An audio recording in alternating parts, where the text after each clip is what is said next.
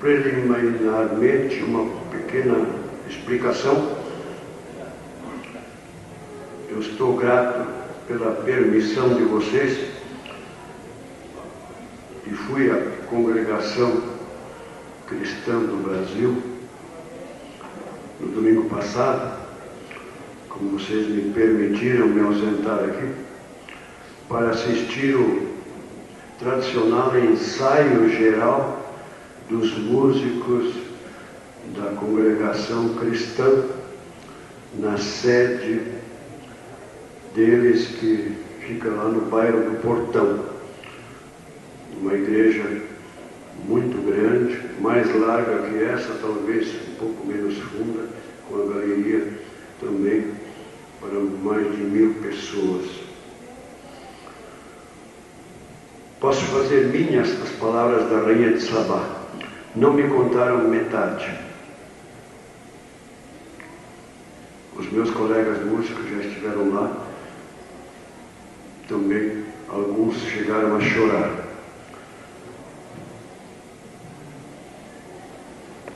Foi comovente ouvir mais de 1000 músicos tocando unicamente as 4 vozes originais do seu inário, sem floreio, sem arpejo, sem nenhuma nota a mais nem a menos. Eles são proibidos de tocar o que não está escrito. Todos conhecem ler as 4 vozes. O impressionante é que antes do ensaio, os músicos vinham chegando, eu fui mais cedo, alcancei pessoas indo a pé, com seus estojos de instrumentos. Antes do ensaio, não se ouviu ninguém omitir uma nota musical. Todos foram se acomodando, aparelhando seus instrumentos, num silêncio absoluto,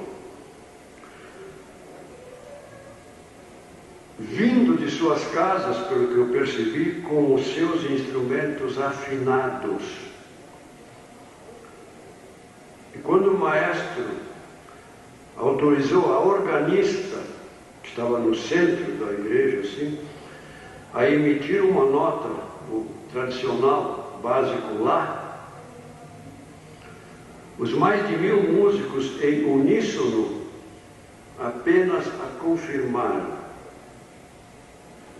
Estavam todos exatamente afinados. O ensaio começou às 9 horas da manhã, com uma mensagem de meia hora, e estendeu-se até às 11h30. Foram passados aproximadamente 20 hinos,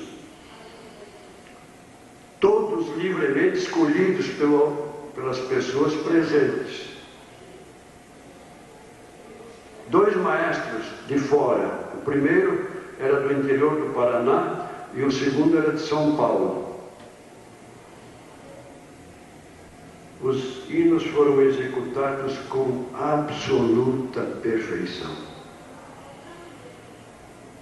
Como já haviam me dito, vez por outra o maestro dizia: agora as flautas e os clarinetes sozinhos, agora só os violinos, agora só trompas e trompetes, agora só trombones, agora todos vão tocar soprano, inclusive os baixos tubas, tocando soprano.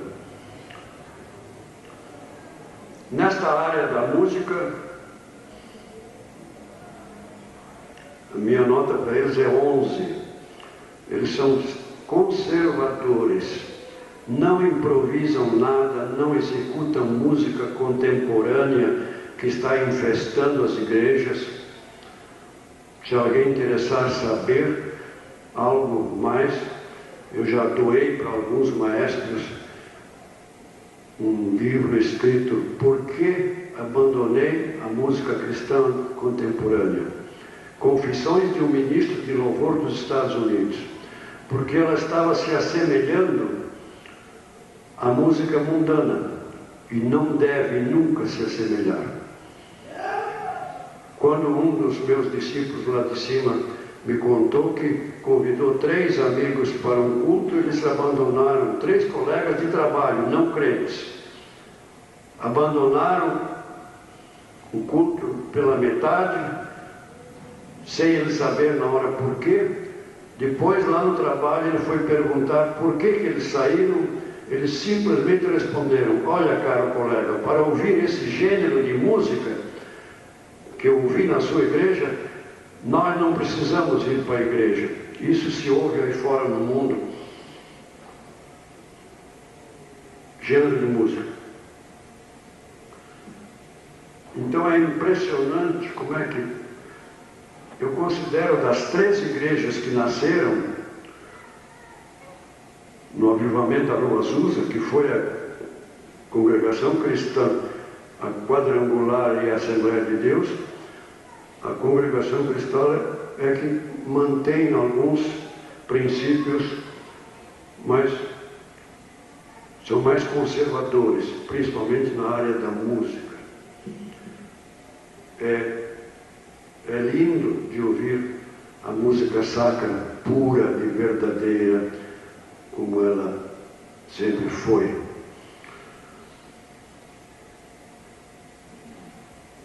Introdução para o 4º trimestre, como eu sempre costumava fazer.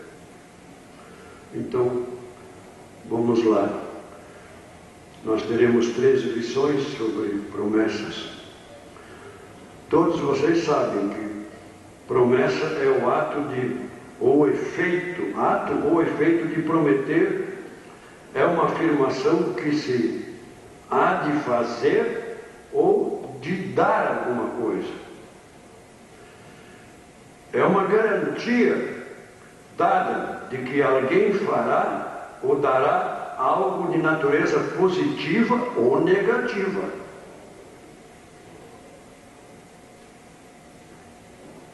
Geralmente, então, promessa é uma declaração referente ao futuro, que pode incluir tanto bênçãos como castigos, por meio de promessas condicionais ou incondicionais. Eu, algumas vezes, usando a caixinha de promessas, tirei uma promessa. Jeremias 3:22. Eu curarei as vossas rebeliões.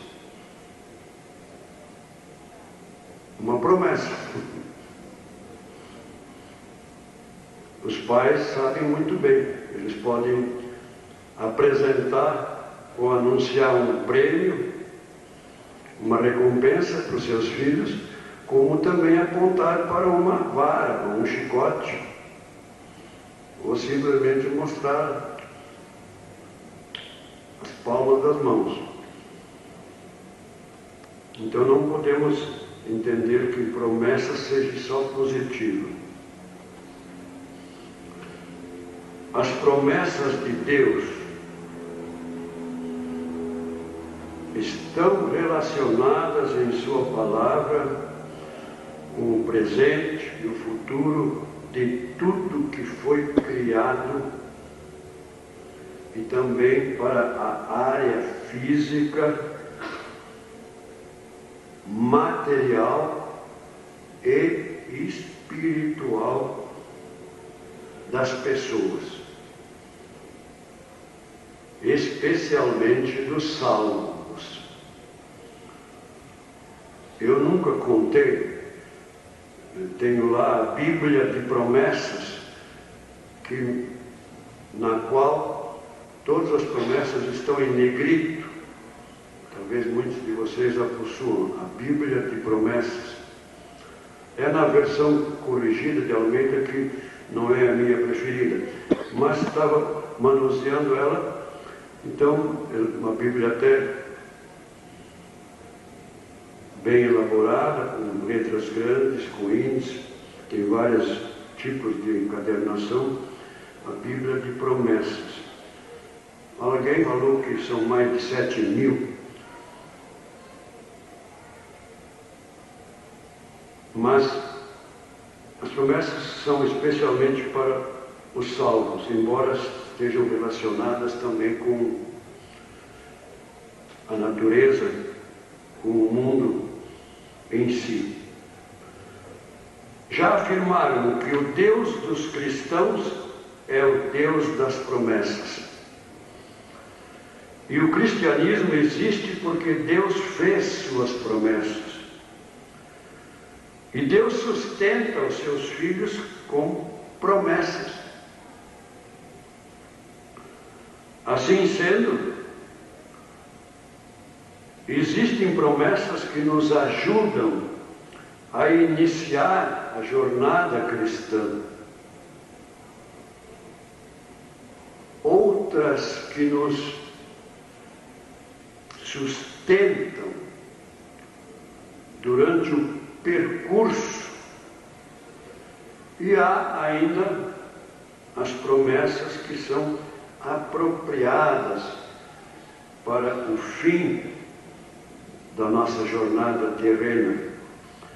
Então, são promessas para o início, para o transcorrer e para o fim da jornada.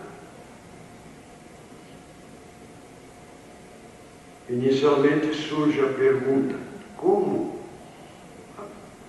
aplicá-las? Como nos apropriar das promessas?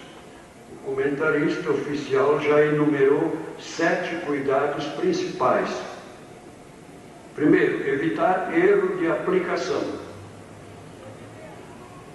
A promessa não é para mim, então eu não a aplico para mim, é específica para outro. Segundo, distingui-las, então. Terceiro, observá-las quanto à escatologia, quanto ao tempo. Observar o contexto, o que está escrito antes e ver o que vem depois da promessa. Harmonizá-las, então, com o contexto. Observar outros exemplos. E nem sempre podemos personalizá-las. Lourenço Olson menciona 3 cuidados principais: erros de aplicação, erros de colocação e erros de interpretação.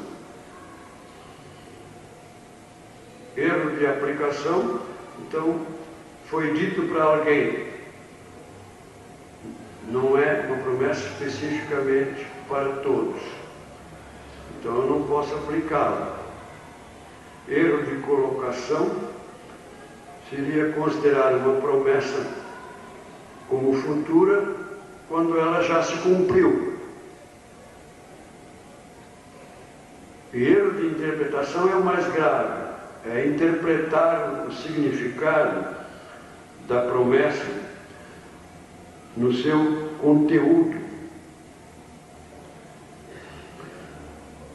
Podemos aqui, como eu sempre costumo fazer, uma visão panorâmica do trimestre todo, porque nós teremos lições específicas sobre vários aspectos. Então, coloquei aqui as primeiras promessas. Alguns citam Gênesis 3,15, que prediz a salvação em Cristo. Da descendência da mulher nascerá um que esmagará a cabeça da serpente, como vocês todos conhecem. Mas essa não é a primeira promessa. Ela foi o efeito da desobediente e condicional promessa que Deus deu a Adão em Gênesis 2, 15 a 17.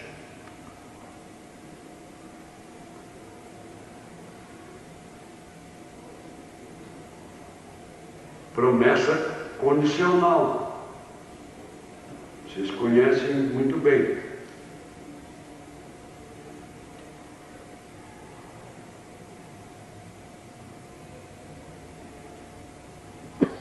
lhe deu esta ordem, Gênesis 2,16: de toda a árvore do jardim comerás livremente, mas da árvore do conhecimento do bem e do mal não comerás, porque no dia em que dela comeres, certamente morrerás. Uma promessa negativa, como se fosse apontando para um eventual palmada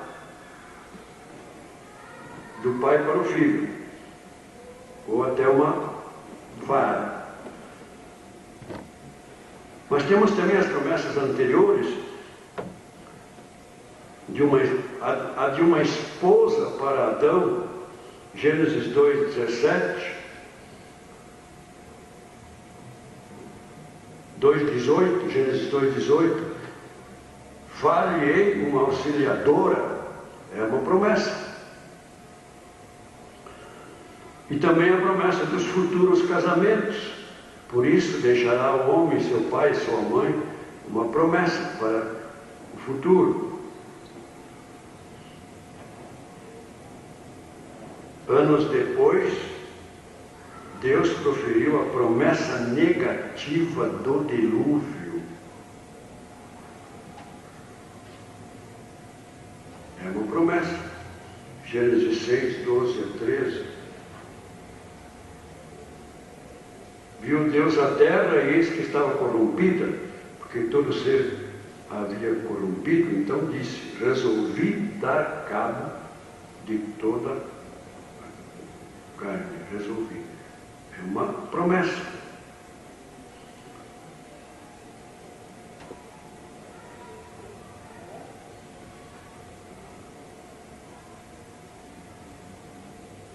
Mas temos também, antes dessa, a promessa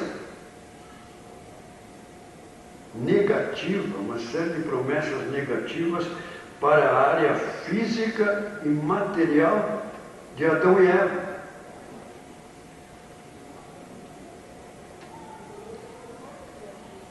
Quais são elas? Vocês conhecem. Gênesis 3,16. E a mulher disse: multiplicarei os sofrimentos da tua gravidez.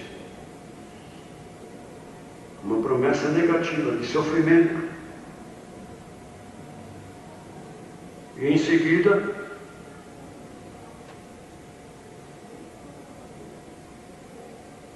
para Adão, reveses, contratempos, dificuldades na vida material.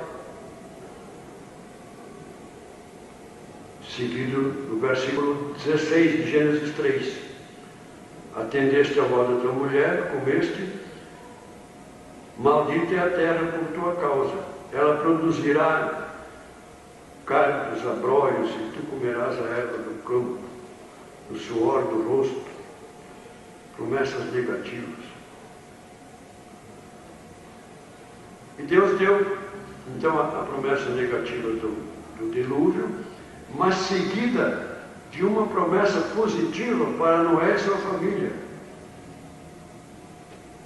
Gênesis 6,18. Contigo, porém, estabelecerei a minha aliança, entrarás na arca, tu e teus filhos. Uma promessa positiva apenas, exclusivamente para Noé e sua família. E a promessa positiva para a terra. Gênesis 8, 21 e 22. Não tornarei a amaldiçoar a terra. Enquanto durar a terra, não deixará de haver sementeira e ceifa, frio e calor, verão e inverno, dia e noite. As 4 estações prometidas, que ainda estão vigorando hoje. Uma promessa milenar, podemos dizer. Enquanto durar a terra, não deixará de haver sementeira e ceifa, frio e calor, verão e inverno, e dia e noite. Não é o caso daquele cidadão que saiu de Curitiba em dezembro e perguntou perguntaram o que ele achou de Curitiba. Ele disse: eu achei interessante, só tem 2 estações em Curitiba. Como só 2? A estação inverno e a rodoferroviária, porque estava muito frio em dezembro. Mas Deus prometeu as 4 estações. É uma promessa.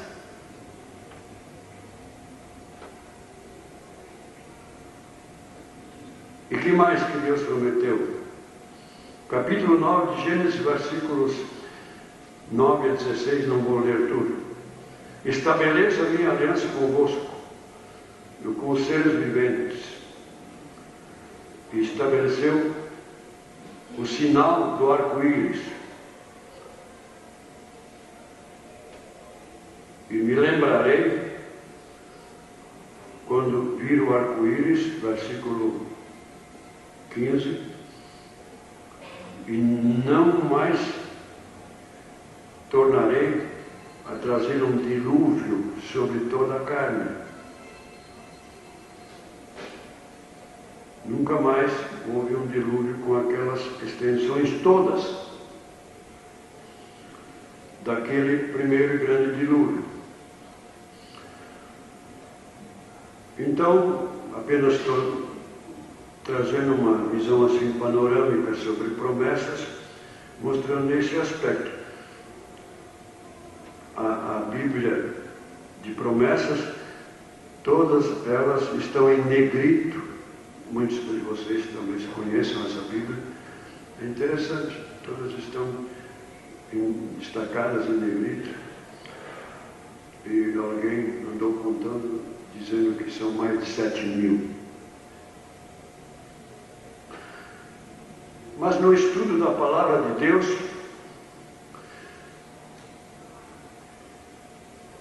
é importante, em primeiro lugar, observar que a Bíblia divide toda a humanidade em 3 grupos principais.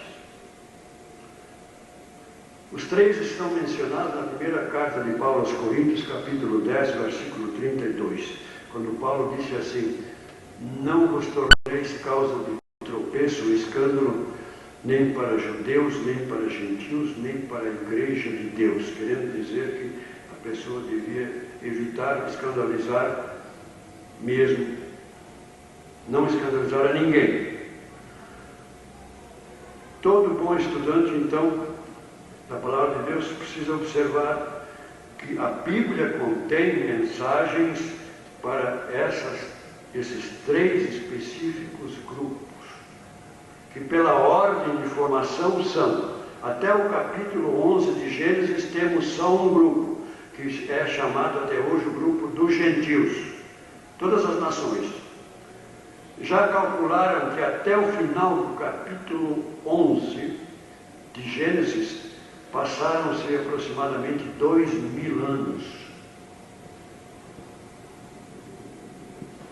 E os restantes 2.000 anos ocupam o restante da Bíblia. Bíblia essa que alguém, a definição mais resumida que eu conheço da Bíblia, alguém fez assim: a Bíblia contém 1.189 capítulos.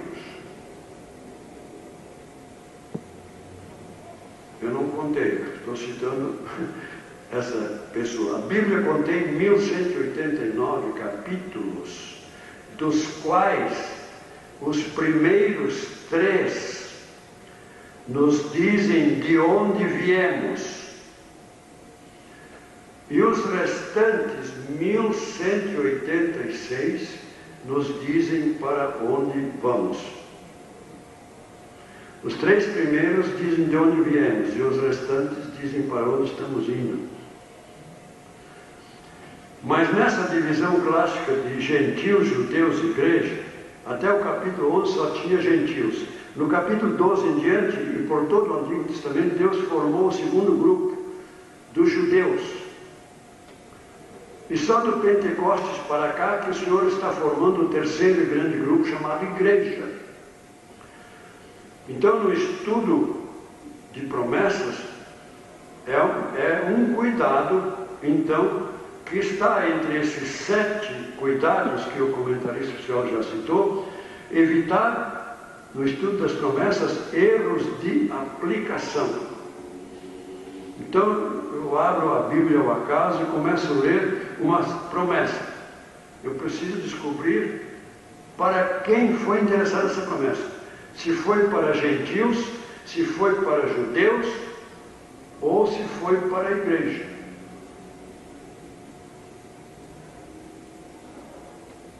Para não cometer erros.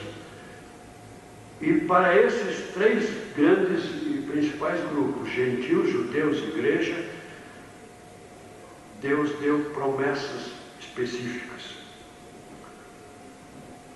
que incluem promessas incondicionais e condicionais.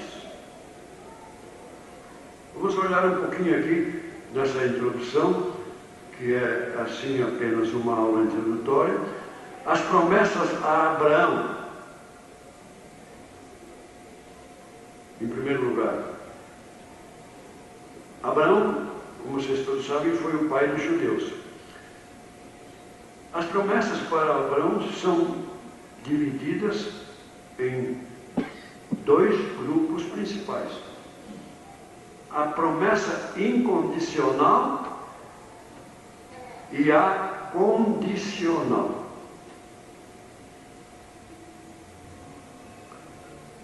O que Deus prometeu para Abraão incondicionalmente? Prometeu a terra da Palestina, conforme Gênesis 17 e 8. Dar-te-ei e a tua descendência a terra das tuas peregrinações, toda a terra de Canaã, em possessão perpétua. Em possessão perpétua. A ONU concedeu para Israel, até hoje, menos de 1/3 desse território.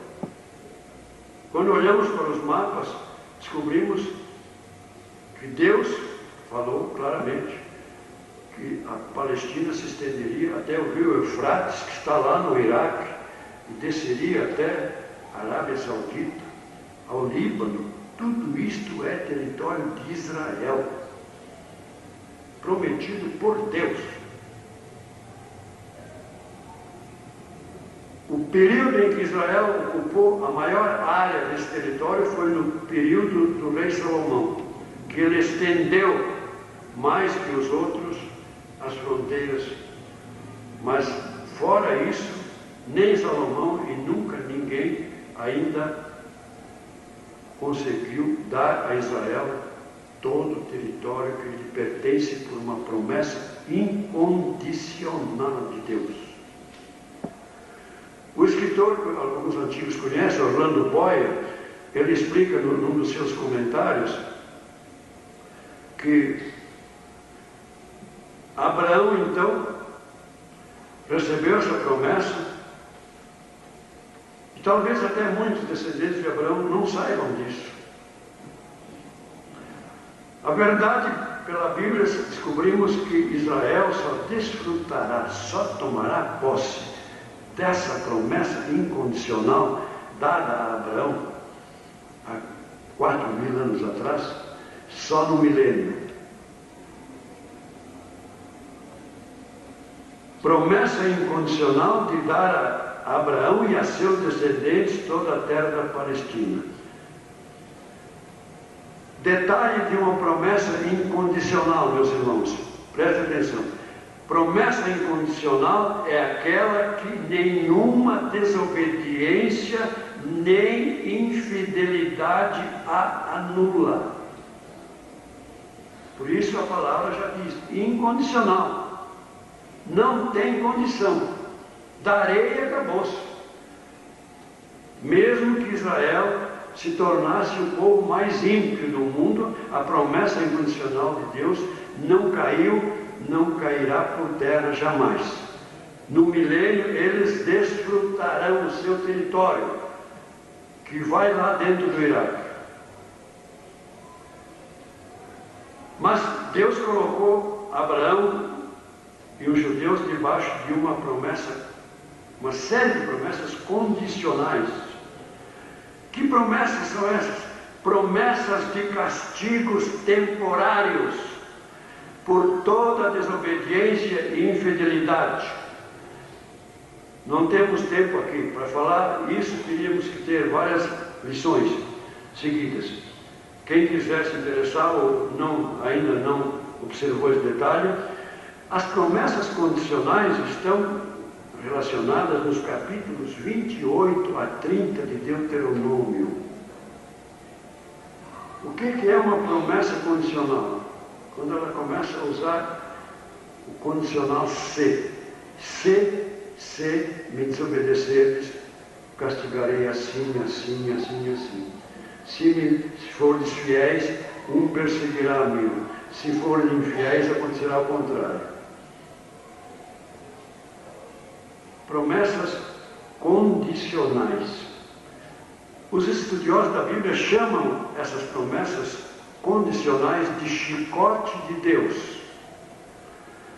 Eu pergunto aos pais presentes, não é comum os pais também fazerem promessas incondicionais e condicionais aos seus filhos? Mesmo que não pronunciem, o pai e a mãe dizem assim: você é meu filho, você é minha filha, será para sempre, nunca deixará de ser. Promessa incondicional. Mas o papai e a mamãe também apresentam promessas condicionais. Se vocês me desobedecerem, acontecerá isso e mais aquilo. Mas gravem isso para sempre. Nenhum pai, com suas promessas condicionais, jamais anulou a incondicional de dizer assim: você não é mais minha filha nem meu filho. Não. Sofrerá castigos temporários. É chamado, Boyer chama isso nos seus comentários, chicote de Deus. Os pais podem usar uma vara ou um chicote para filhos que continuam sendo seus filhos. Assim, o povo de Israel tem direito incondicional de posse da Palestina, dado por Deus. Não é um presidente do Irã, nem ninguém, nem Satanás, nem ninguém que vai impedir Deus de dar essa posse.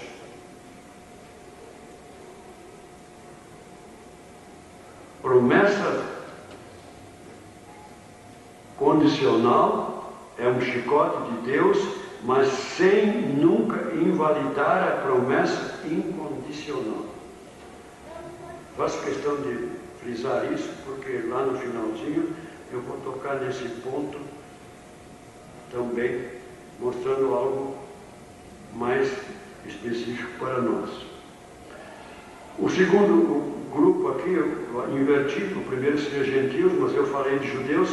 Os gentios, não salvos, povo do mundo em geral, todas as nações gentílicas, porque no primeiro concílio de Jerusalém, Atos 15 e 14, foi declarado claramente que Deus, na atual dispensação, está chamando um povo dentre os gentios para o seu nome.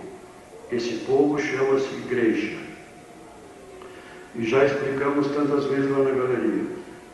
Dentre, Deus chamando um povo dentre os gentios, significa que não serão todos. A vasta maioria dos gentios não se converterá. Zacarias 13:8 diz que de toda a terra apenas 1/3 será alcançado por Deus. A lição 2 é muito profunda, crucial, do atual trimestre. Promessa relacionada com a soberania de Deus. Ninguém esgotou o assunto. já estudando a lição 2, meia dúzia de grandes teólogos em seus 1, 2, 3, 4 volumes, todos chegam à seguinte conclusão, meus irmãos. Eu achei interessante a conclusão de um teólogo. Ele disse que existe na Bíblia, escutem só, existe na Bíblia uma teologia que ele chamou de teologia do ó. Alguém já ouviu falar dessa teologia? Ó com acento agudo. Ó! É uma exclamação. Então ele falou dessa teologia do ó. É aquela teologia que deve fazer com que o PhD, que não é pessoa hiperdoida, como alguém disse, PhD é uma pessoa hiperdoida. PhD é aquele doutor em teologia, mas ele tem que ter a humildade de chegar nessa área da soberania de Deus, da predestinação, da eleição e admitir, não sei explicar. Então ele disse que existe a teologia do ó, que ele extraiu de Romanos 11:33, que Paulo disse assim: ó profundidade da sabedoria de Deus. Teologia que olha assim, é muito acima da minha capacidade. Ó profundidade. Cheguei até aqui, mas daqui para frente eu vou só exclamar: ó profundidade. Não consigo chegar ao fundo do poço. Jeremias Betts, que disse ontem que parece que o poço não tem mais fundo. As nossas autoridades, os nossos políticos não vão chegar nunca no fundo do poço, porque ele já é fundo demais.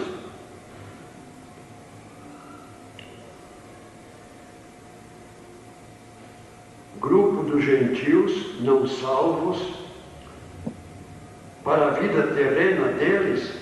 Eu vou citar uma promessa. Jesus disse, está em Mateus 5,45, que o meu Pai faz nascer o sol sobre maus e bons, sobre justos e injustos. É uma promessa. Chove na horta do crente, chove na horta do descrente, e assim por dentro. E assim tantas outras para os gentios. E agora, promessas para a igreja.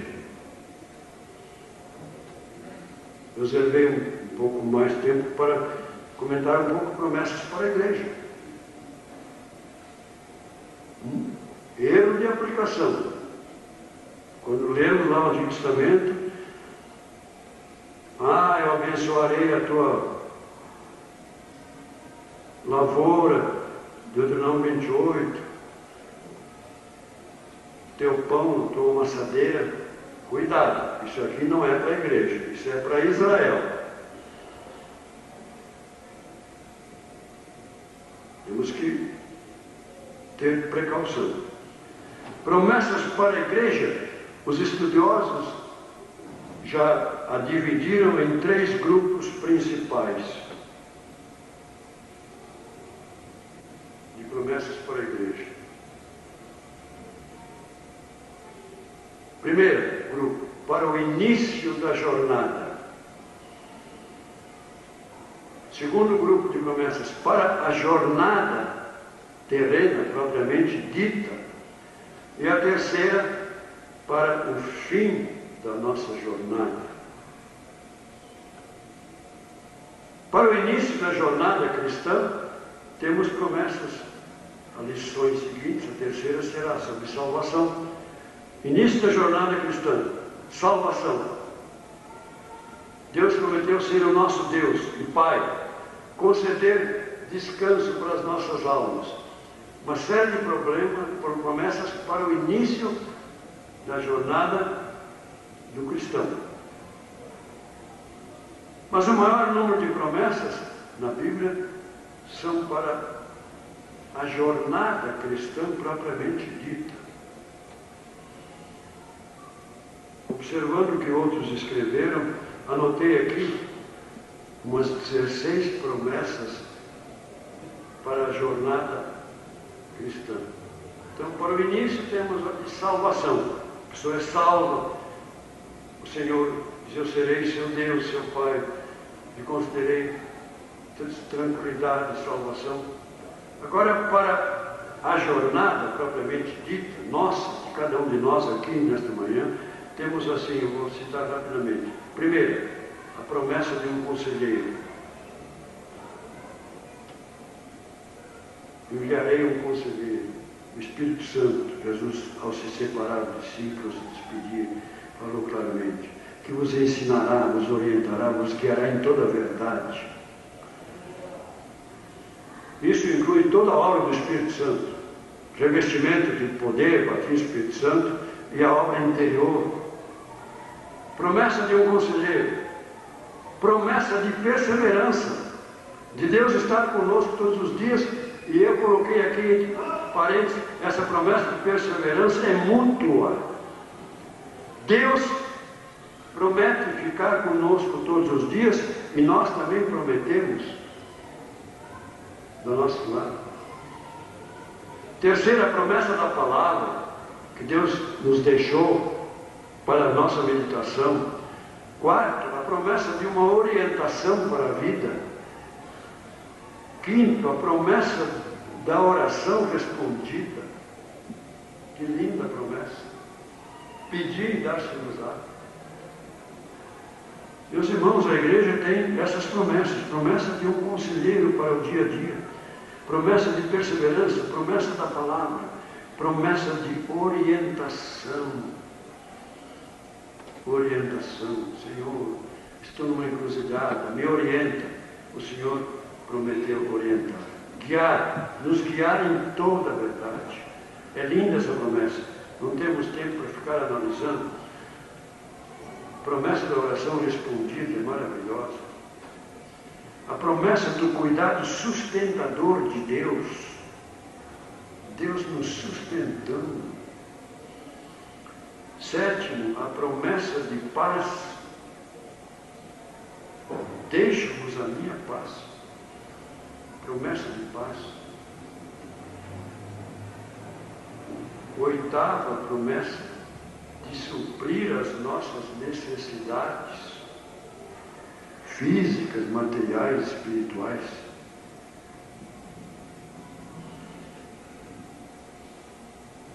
Nono, a promessa de refúgio e fortaleza. Encontramos em Deus refúgio e fortaleza. 10, a promessa do triunfo da igreja. As portas do inferno não prevalecerão contra nós. 11, a promessa de perdão para quem peca. A promessa de perdão para os que pecam. Alguém aqui não peca? Nunca pecou? Promessa para os que pecam. 12, promessa de cura. Promessa de cura. Terá uma lição sobre isso. Coloquei aqui 13, promessa para quem semeia com lágrimas. Talvez estejam falando lá agora, na manhã missionária. Aquela linda promessa que os que semeiam com lágrimas voltarão trazendo seus feixes, suas almas ganhas.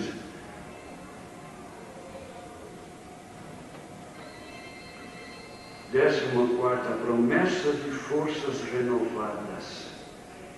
De Deus nos renovar nossas forças.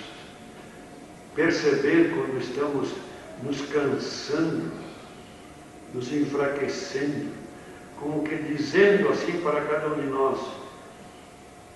Eu imagino assim o Papai do céu olhando para cada um de nós e vendo que nós estamos talvez ligeiramente cansados,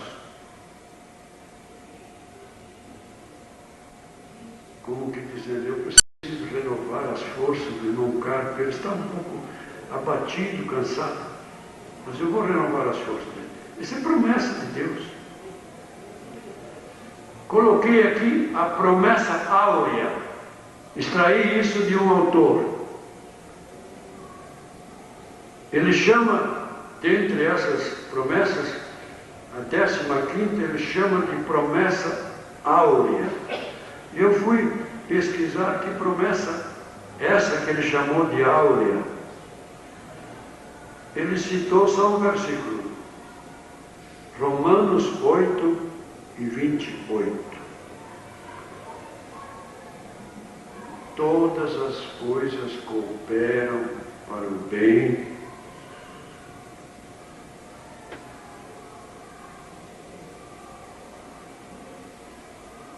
Sabemos que todas as coisas cooperam para o bem daqueles que amam a Deus, daqueles que são chamados segundo o seu propósito. Se nós somos chamados segundo o propósito de Deus, não esqueçamos nunca, todas as coisas cooperam para o bem. Até aquilo que parece que chegamos num beco sem saída, às vezes na nossa vida. Não esqueçamos dessa promessa que esse escritor chamou de promessa áurea. Tudo que acontece para um salvo aqui é o que o Paulo quis dizer, é para o seu bem. Tem tantos exemplos que pessoas citaram que perdeu um ônibus, ou aconteceu isso, e depois descobriu que o ônibus se chocou, morreram todos. Casos assim, impressionante. 16ª, a promessa de nos defender.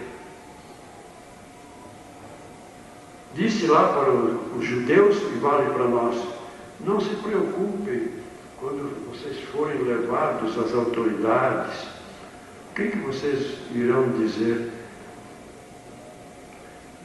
E o que é o Paráclito, o Consolador? É Paráclito, é advogado. Não esqueçamos nunca, nós temos um advogado de defesa, que defende as nossas causas, sem cobrar nada. Gratuitamente está disponível às 24 horas do dia para defender as nossas causas. Promessa de nos defender. O terceiro grupo de promessas, então, temos o primeiro, promessas para o início da nossa vida cristã. Essas 16 principais para a nossa jornada cristã. E temos por último a promessa para o fim da jornada. Promessa da presença de Deus na hora da nossa partida desse mundo. Um conjunto de promessas para os dias finais da nossa vida terrena. A promessa de termos acesso à casa do Pai. Promessas acerca da natureza do céu.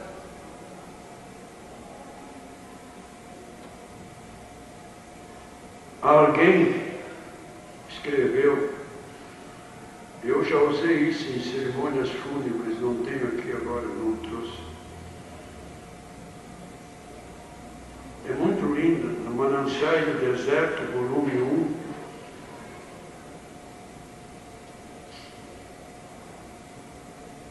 1. Alguém que descreveu os dias finais da sua vida, mostrando como se fosse uma casa que estivesse precisando de reparos,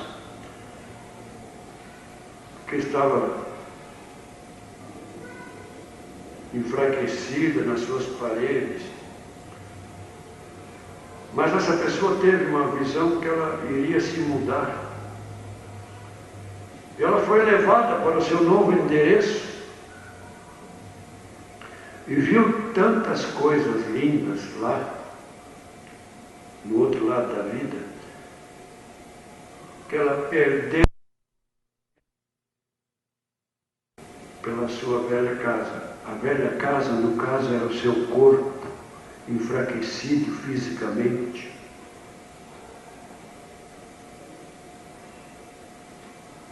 Essa pessoa estava olhando para o futuro.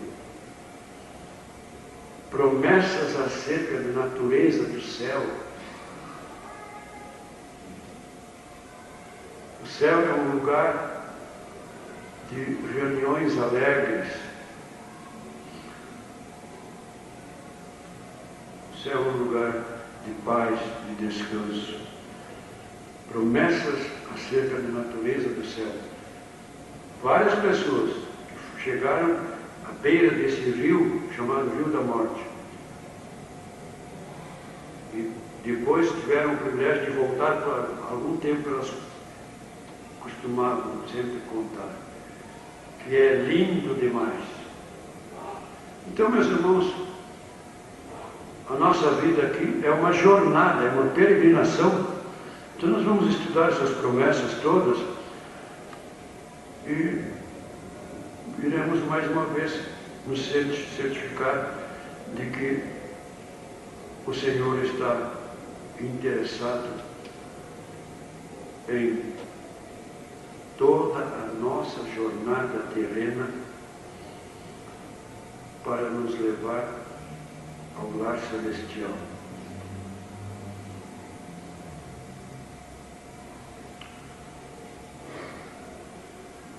Eu coloquei aqui uma observação. Bem, eu não estou explicando, não costumo perder muito tempo. A palavra promessa é mencionada na versão que eu uso 78 vezes, o substantivo feminino promessa. 19 vezes no Antigo Testamento e 59 no Novo. Primeira vez em Josué 21, 45, quando Josué disse que nenhuma promessa falhou. No seu discurso, nenhuma promessa falhou. E a primeira carta de João, capítulo 2, versículo 25, ele diz que nós temos a promessa do Espírito Santo.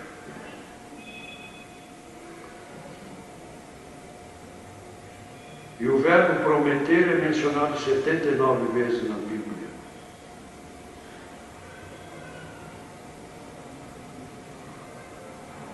Mas a observação que eu quero finalizar com ela, tenho ainda uns minutos, é uma convicção, vou já explicar. Vez por outra, nem sempre, em todas as lições, em algumas, eu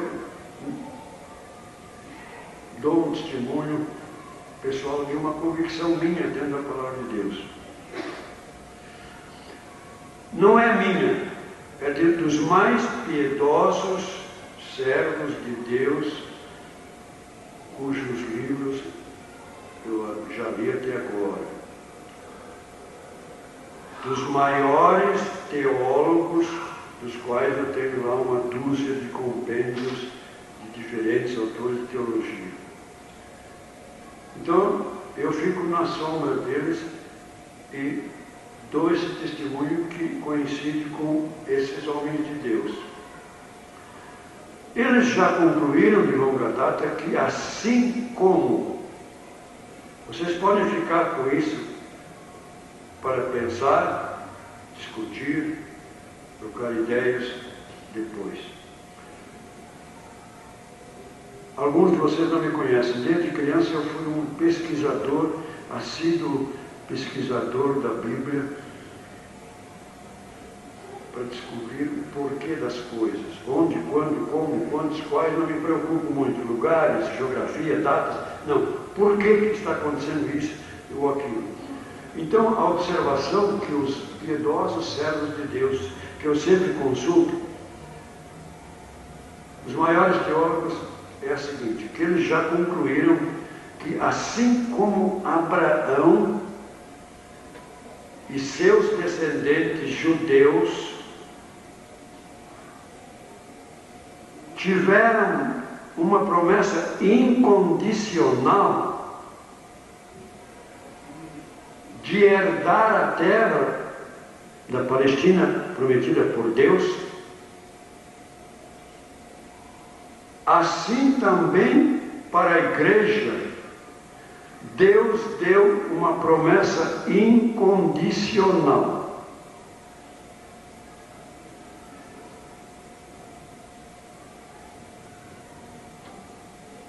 Paulo a usou, eu vou citar só duas referências dessa promessa incondicional para nós, para a igreja.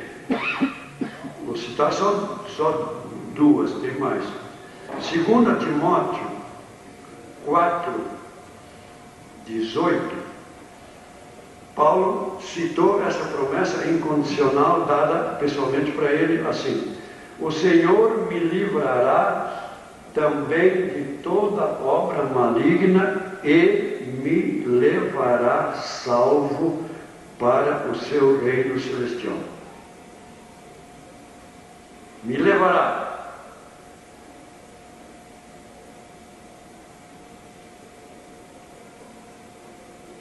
E a segunda é o próprio Jesus que deu essa promessa. Evangelho de João, capítulo 10, versículos 27 a 29, Jesus disse assim: as minhas ovelhas ouvem a minha voz, eu as conheço e elas me seguem. Agora a promessa: eu lhes dou a vida eterna. Jamais perecerão, eternamente, e ninguém as arrebatará da minha mão. Dá para aceitar que essa é uma promessa incondicional? O versículo 29 seguinte diz assim: aquilo que meu Pai me deu é maior do que tudo, e da mão do Pai ninguém pode arrebatar. Jesus, como que dizendo assim: se alguém duvidar que da minha mão alguém conseguirá arrebatar uma de minhas ovelhas, então saiba que tem mais a mão do Pai. Da mão do Pai ninguém pode arrebatar. A palavra ninguém está no versículo 28, referindo-se a Jesus, e a Deus no versículo 29. Ninguém. E Paulo disse que o Senhor o levaria a salvo para o seu reino celestial. Essas duas promessas, tem outras mais, são promessas incondicionais, como Deus disse para Abraão: eu darei a terra da Palestina para vocês, seus descendentes, para sempre. Aconteça o que acontecer, são infalíveis.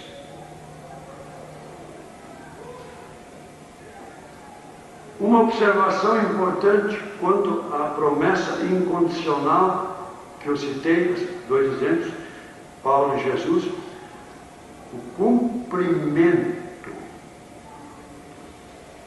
dessa promessa incondicional de levar um salvo para o lar eterno, para o cumprimento dessa promessa, Deus nem precisa de nossa fé para que ela se cumpra. Deus é absolutamente capaz de cumpri-la, quer creiamos nela ou não. É isso que gramaticalmente eu entendo nesses dois textos. Deus não precisa de nossa fé para que ela se cumpra. Ele é absolutamente capaz de cumpri-la, quer creiamos nela ou não. Repito aqui, isso aqui é um testemunho pessoal meu, que eu creio assim. Ninguém de vocês é obrigado a crer. Estudem, leiam, meditem. meditem, orem e peçam a orientação de Deus. Eu creio que tal qual Deus deu para Abraão uma promessa incondicional e de dar a terra da Palestina, mesmo que eles se tornassem os piores bandidos. Eu digo isso, Deus. Ela é incondicional, o nome já diz. Mas para orientar, para corrigir seu povo, Deus colocou Israel debaixo de promessas condicionais, que são chamadas, então, como eu disse, chicote de Deus para Israel desobediente, como os pais usam para seus filhos, sem desertá-los. Agora, então, tenho mais uns minutinhos? Mais 5. Agora, então, e quanto à promessa condicional para a igreja? Eu disse que tem uma promessa incondicional de levar cada salvo. Jesus disse que ninguém roubaria uma ovelha da sua mão. Essa é incondicional, essa não falhará. E quanto à promessa condicional, esses estudiosos que eu citei, dezenas de teólogos, os maiores que eu conheço, Strong, Schaeffer e tantos outros que eu não me lembro o nome, que escreveram seus compêndios. Para a promessa condicional, os estudiosos incluem nela, sabe o quê? Todos os temporários riscos e consequências de 2 pontos, repito, para ficar bem claro, na promessa condicional para a igreja. Os estudiosos que eu citei apenas incluem nela todos os temporários, já estou falando para temporários riscos e consequências de 2 pontos, castigos, punições, eventuais perdas de elogios, perdas de galardões, perdas de coroas. Coroa na Bíblia não é sinônimo de salvação, nunca foi. Apocalipse 3:1 diz: guarda o que tens para que ninguém tome a tua coroa. Ninguém pode tomar a salvação de outro. A gente está falando de salvação, está falando de recompensa de um salvo. Todos esses temporários riscos estão enquadrados para esses homens de Deus, dos quais eu sou um, me considero um. Temporários riscos e consequências de castigo, meus irmãos, punições, perdas de elogios, perdas de galardões, de prêmios, de coroas, etc. Que perdas são essas? Que todos os salvos, perdas que todos os salvos, vírgula, irrevogavelmente arrebatados, perdas que todos os salvos, irrevogavelmente arrebatados, poderão sofrer no tribunal de Cristo, conforme 2 Coríntios 5:10. Categoricamente, todos, sem exceção, comparecerão perante o tribunal de Cristo, para que recebam cada um o que fez por meio do corpo, só o bem? Não, o mal também. Está escrito lá, na Bíblia de vocês. Para receber o bem ou o mal. Então, a minha convicção pessoal, que não imponho para ninguém, os que me frequentam há 40 anos sabem disso, é que esse mal que todos os salvos receberão diante do tribunal de Cristo, que poderá chegar ao ponto de sobrar só como que salvo de um incêndio com a roupa do corpo, como disse Paulo em 1 Coríntios 3:15, de escapar só aquela pessoa com vida. A minha convicção pessoal é esta, que todas essas consequências resultantes de uma promessa condicional, aqui você falhou, aqui você não fez, aqui você não cumpriu, todas elas, somadas juntas, não chegarão ao ponto, isso na minha convicção, de me jogar de volta depois de arrebatado. Todos entenderam o que eu quis dizer? Não imponho isso para ninguém. É uma convicção minha. Eu posso chegar na presença do tribunal de Cristo e o Senhor dizer assim, olha, seu Carlos, infelizmente, só restou a minha promessa incondicional, que eu prometi que ninguém o arrebataria da minha mão. Eu considerei você na terra como ovelha, ninguém me arrebataria o Senhor da minha mão, e nem da mão do meu Pai. Por isso o Senhor está aqui. Agora, infelizmente, tudo que o Senhor fez na terra queimou. Galardão, prêmio, coroa, nada. Eu costumo dizer, me darei por feliz de morar eternamente. É forte expressão minha, num baraco no céu. Amém.